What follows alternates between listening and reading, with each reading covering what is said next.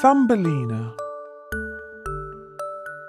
Once upon a time, there lived a lady who had no children.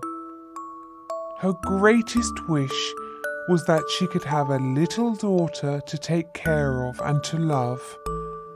But as the years went by, it seemed that she would never be blessed with a girl of her own. One day, she heard about a wise old woman who lived in the forest. Apparently, the wise old woman knew how to achieve anything and could make wishes come true. The lady decided she would go and see her and ask for help. When she arrived at the old woman's cottage in the forest and knocked on the door, the old woman seemed to have been expecting her. "Ah, come in, my dear," she said in a soft and kind voice. "Now, tell me what your heart desires." "More than anything in the world," began the lady hopefully, "I wish to have a little girl of my own." The wise old woman smiled and handed the lady a seed. "You are good and kind," she said gently, "and I know you will take care of this special seed. Go home and plant it in a pot. Whatever grows from the seed will be yours to love." The lady was puzzled, but did what the wise old woman said and went home to plant the seed. Weeks went by, and the seed began to grow into a lush green plant. Then, gradually, a beautiful yellow flower began to grow from the plant. It grew until it had a strong stem and many velvety soft petals. Then finally, one day, the yellow flower opened, and sitting inside it was a beautiful and tiny little girl. The little girl was no bigger than a thumb, and so the lady named her Thumbelina. Thumbelina lived happily with the lady. She had half a walnut shell for a bed, with rose petals for sheets and pillows. She would sometimes stay inside the house to play and talk to the lady, but most of the time she preferred to be amongst the flowers in the garden. Thumbelina loved the nature in the world around her, and would marvel at the butterflies fluttering around the flowers and the birds singing in the trees. When she watched the swallows swooping and flying in the air, she secretly hoped that one day she might be able to fly too.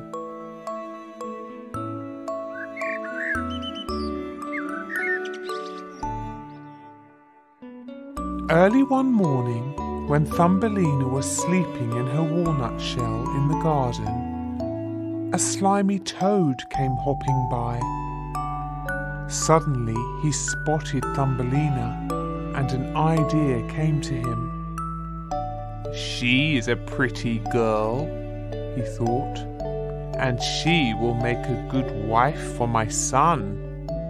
I will take her home to the marshes, and my son can marry her." Poor Thumbelina. She woke up just as the toad picked up the walnut shell and hopped away with it.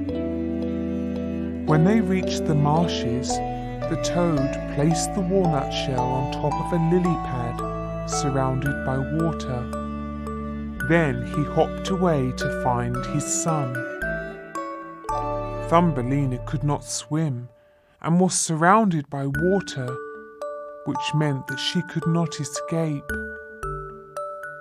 Shocked at being taken from her home so suddenly, and frightened about what was to become of her, Thumbelina began to cry.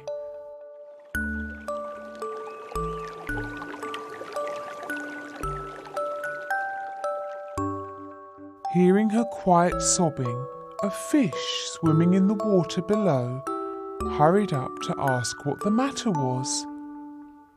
"I've been taken from my home by a toad," explained Thumbelina in a shaky voice, "and the toad is going to make me marry his son." "Don't worry," said the fish kindly. "I don't like to see anyone upset. I will help you." "How can you help?" asked Thumbelina. "You are very kind, but I don't see how you can help me." "You may be stuck on this lily pad," began the fish, "but the lily pad is not stuck in the water." The fish disappeared under the surface of the water and very cleverly began to bite through the lily pad's stem. When it was totally bitten through, the lily pad began to float away on the surface of the water, taking Thumbelina with it. "Thank you! Oh, thank you so much!" cried Thumbelina to the fish as she floated away. "It was nothing," the fish called back to her. "Always remember to be kind to others as I have been kind to you." "I will," called Thumbelina as the fish disappeared into the distance.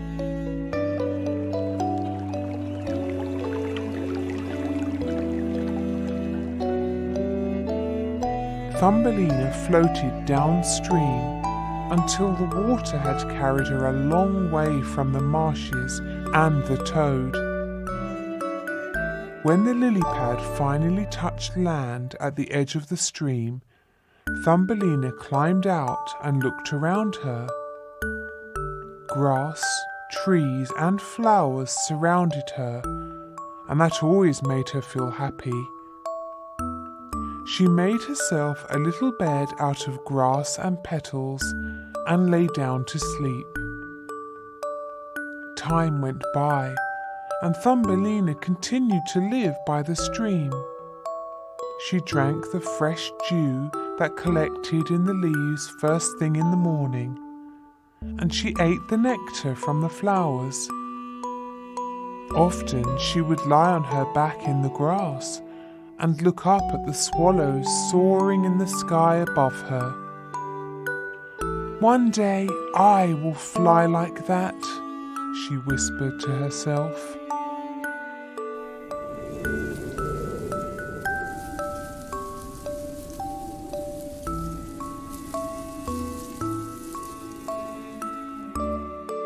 Winter began, and Thumbelina began to feel cold and hungry.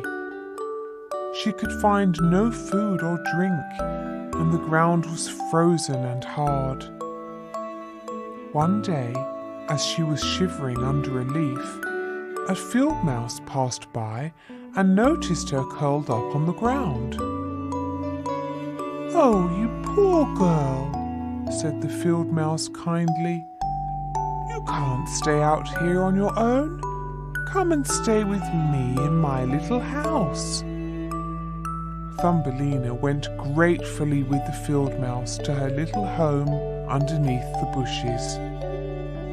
It was warm and cozy, and Thumbelina was very grateful for the hot food that the field mouse gave her.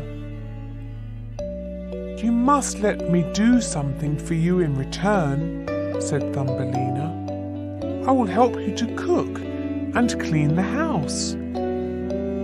So Thumbelina stayed with the field mouse all through the winter and helped her with all the jobs around the house. The field mouse was friends with a mole who lived under the ground near her house. One day, as spring was approaching, the field mouse suggested to Thumbelina that she might marry the mole.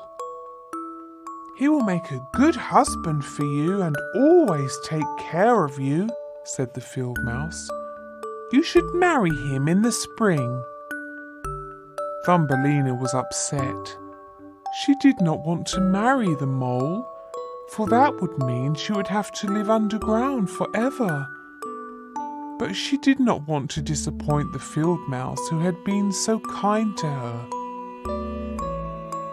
The field mouse encouraged Thumbelina to go and visit the mole, and so she reluctantly went to the underground tunnel where he lived. When Thumbelina reached the opening of the tunnel, she was shocked to find a bird lying wounded on the ground. As she went closer, she realized that the bird was a swallow and that he was dying. Tears came to Thumbelina's eyes as she forgot about her own troubles and thought about the swallow. "He's probably one of the swallows that I have watched flying above me in the sky," she thought to herself. "I must look after him and try to make him well again." Every day from then on, Thumbelina cared for the bird and took him food and water. Gradually, as the days began to get warmer, the swallow began to get stronger. Thumbelina was so happy that the swallow was recovering, but as each day passed and spring approached, Thumbelina knew that the time was coming when she would have to marry the mole. Finally, one bright, warm morning, the swallow stretched his wings and announced that he was ready to fly away. "Thank you, dear Thumbelina, for all your kindness," he said with gratitude. "I will never forget you and all you have done for me. I hope we can always be friends." Thumbelina could not bear to hear the swallow's kind words and turned her head away as tears welled up in her eyes. "Why, Thumbelina, what is the matter?" asked the swallow with concern. "I will not be able to be friends with you, swallow," whispered Thumbelina tearfully. "You see, I must marry the mole and live underground. I will never see the sunshine again." The swallow shook his head and walked up to Thumbelina. "That will not happen, my sweet Thumbelina," he said gently. "You showed me kindness when I was most in need, and now I shall do the same for you." Before she even knew what was happening, the swallow pushed her onto his back and flew high into the air, leaving the underground tunnel behind them. Thumbelina gasped in amazement and delight. "Oh, I am flying!" she cried. "At last, I am truly flying!" Thumbelina felt as though she was leaving all her cares and worries behind her, and her heart soared with relief as they flew far away. "Where are we going, Swallow?" asked Thumbelina after they had flown for many hours. "To a different country, where it is always warm," replied the swallow, and he continued flying until at last they arrived at their destination.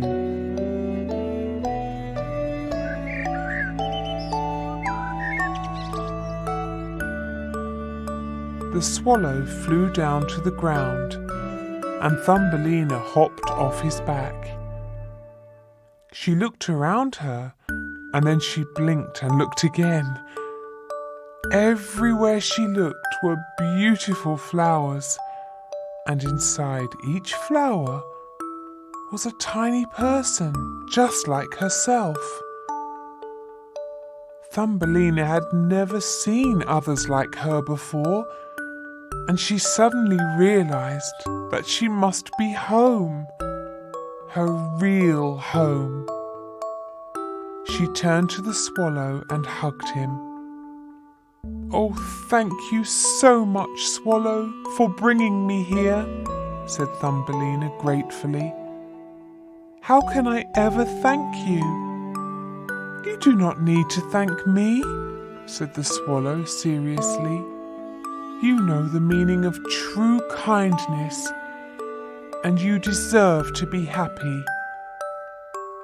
The flower people welcomed Thumbelina, and she lived amongst them happily ever after.